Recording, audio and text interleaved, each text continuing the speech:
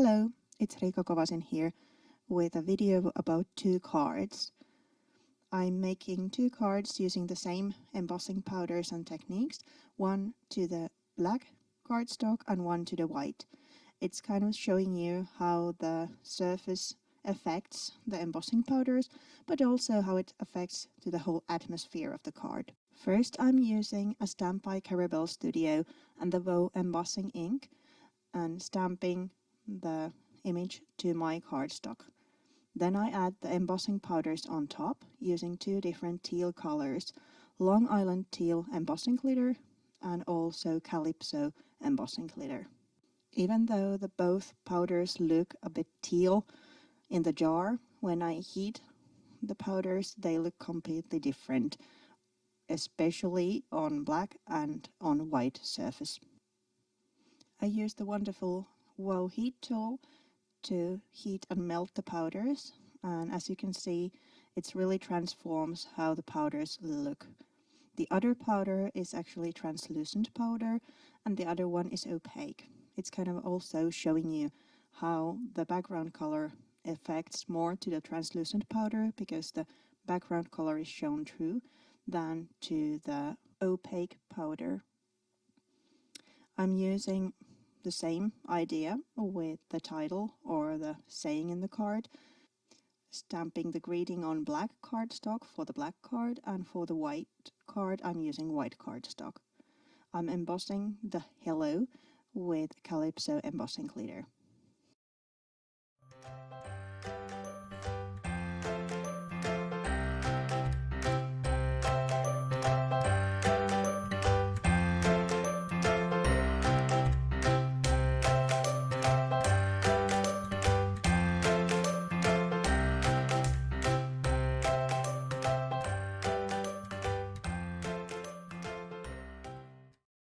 And again I use the Wow heat tool to emboss the sayings.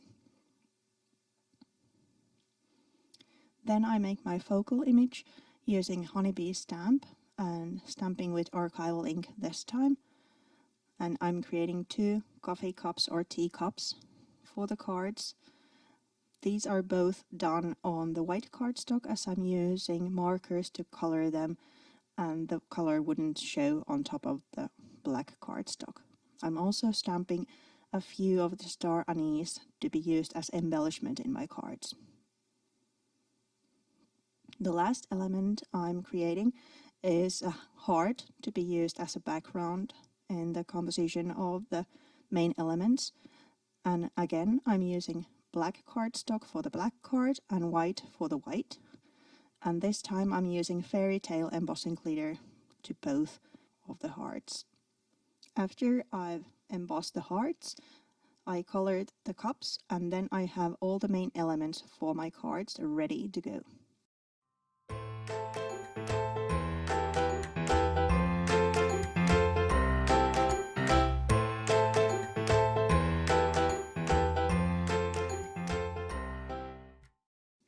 I used different markers for the cups, mainly using water-based markers, but also a few acrylic markers to get white highlights.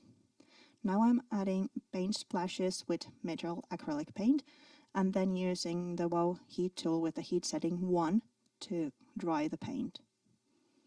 I use a metallic golden wax to go through the edges of the cards, both in black and white, to highlight the edge.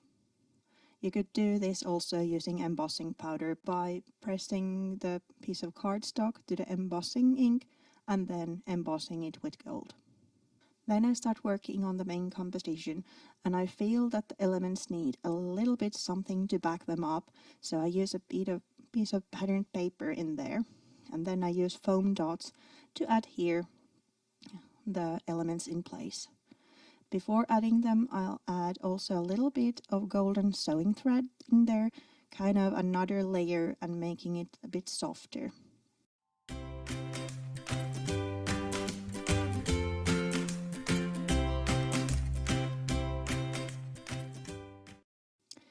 Then I used my mom's old typewriter to make a greeting to the cards and using double-sided tape to adhere it near the cluster. So together it reads, "Hello, care for a cuppa?" Then I mount the cards to a piece of turquoise cardstock to make a nice frame for them both, and add in the star anise I stamped earlier.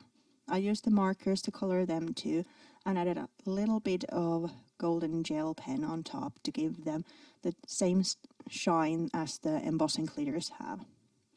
To finish the cards, I used some white half pearls in both of the cards, and then mount them to corresponding card bases, white on white and black on black.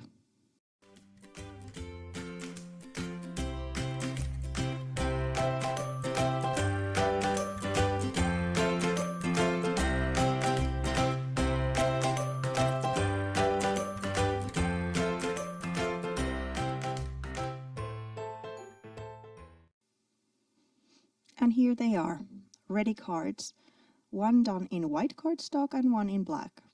All the elements and colors are the same in both, but they look totally different because of the background. Thank you so much for watching, and I'll see you again. Thank you. Bye bye.